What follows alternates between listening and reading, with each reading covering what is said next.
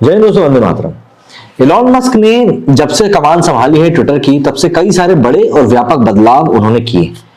ऐसे बदलाव भी किए हैं जो कि कई सारा विवादों में भी घिर चुके हैं और कई सारे ऐसे बदलाव भी हैं जो कि लोगों को पॉजिटिव लग रहे हैं। पॉजिटिव बदलावों की अगर हम बात करें तो उनमें से एक बदलाव यह है कि अब कोई भी किसी की फेक प्रोफाइल नहीं बना सकेगा। बॉलीवुड में ऐसे कई सारे इंस्टेंसेस देखने के लिए मिलते थे कि लोग क्या करते थे कि किसी के भी नाम से कोई भी पैरोडी अकाउंट बना लेते थे और कहीं ना कहीं वो अकाउंट उनके पीआर का काम करता था।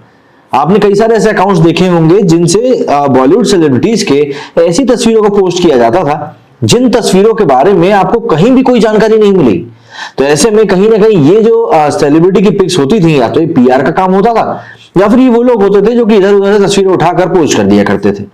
ऐसे में अब इन सभी के ऊपर नकेल कसने वाली है, क्योंकि अब कोई भी किसी का फर्जी अकाउंट तो बना ही नहीं सकता। मतलब जो इंसान जो है उसको ओरिजिनलिटी में वही होना पड़ेगा, नकली में आप कुछ भी नहीं कर सकते।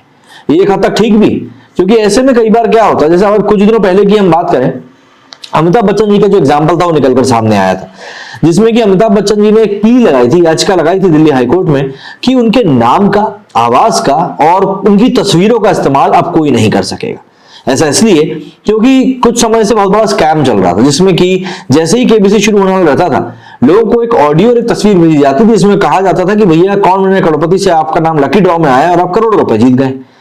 तो इस तरह की चीज में अगर अमिताभ बच्चन जी का चेहरा दिखता है तो कहीं ना कहीं लोग उसके ऊपर भरोसा करते हैं। लोग बोलते हैं नहीं यार, ये अमिताभ बच्चन की तरफ से आ रहा है तो यार ये तो सही ही होगा, और कई लोग इस ठगी का शिकार भी हो जाते हैं।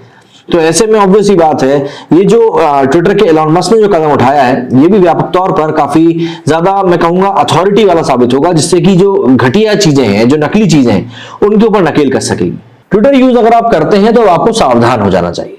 ट्विटर के नए सीईओ एलॉन मस्क ने यूजर्स को वार्निंग दी है कि जो कोई भी अगले हफ्ते लॉन्च होने वाली नई वेरिफिकेशन सर्विस का उपयोग करके किसी अन्य व्यक्ति के अकाउंट की नकल करने की कोशिश करता है, उसे सस्पेंड कर दिया जाएगा।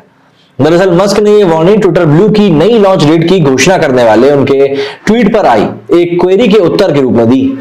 दरअसल हाल ही में मस्क ने वेरीफाइड टिक्स के लिए नए कलर कोडिंग सिस्टम के बारे में भी बताया। मस्क ने कहा कि कंपनियों को गोल्ड चेक, सरकार को ग्रे और इंडिविजुअल्स को ब्लू चेक मार्क दिया जाएगा। चेक एक्टिवेट करने से पहले सभी वेरीफाइड अकाउंट्स को मैन्युअली प्रमाणित किया जाएगा। मस्क ने उसी थ्रेड पर जवाब देते हुए आगे कहा कि किसी व्यक्ति के रियल अकाउंट से प्रतिरूपणकर्ता को अलग करने का ये एक तरीका है। ऑर्गेनाइजेशन, ऑफिशियल, बायो और फॉलोअर्स अकाउंट, ये सभी चीजें। दरअसल मस्क के पास एफिलिएशन और फॉलोअर्स की संख्या के बारे में एक पॉइंट है। ऐसा हमेशा नहीं होता कि एक उपयोगकर्ता चेक करने के लिए इतनी दूर जाएगा और अभी भी नकली अकाउंट को रियल अकाउंट मान सकता है। तो ऐसे में जैसा कि पिछली बार ट्विटर ब्लू लाइव था और ढेर सारे फेक अकाउंट्स देखे गए थे, इस बात की ओर उन्होंने एक और यूजर ने इशारा किया था।